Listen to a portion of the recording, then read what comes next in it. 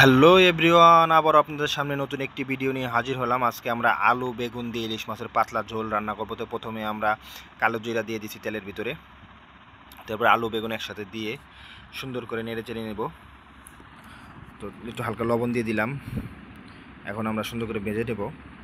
তো এরপর আমরা পেঁয়াজ বাটা, এরপরে হলুদের গুঁড়া, ধনিয়ার গুঁড়া, মরিচের গুঁড়া দিয়ে সুন্দর করে একটু পানি দিয়ে সুন্দর করে মশলাটাকে মিশিয়ে নেব। তো মিশিয়ে নেওয়ার পরে আমরা তরকারির ভিতরে দিয়ে, তরকারি মোটামুটি সেদ্ধ হয়ে গেছে। এখন তরকারির ভিতরে দিয়ে দেবো, এটা দিয়ে সুন্দর করে নেড়ে চেড়ে নেবো এটাকে। তো আমরা ইলিশ মাছ পানি দিয়ে লবণ দিয়ে সেদ্ধ করে রেখেছিলাম, তো এটা এখন তরকারির ভিতরে দিয়ে দেবো, যেহেতু আমাদের তরকারি কষানো হয়ে গেছে। তো এটা এখন দিয়ে দিলাম।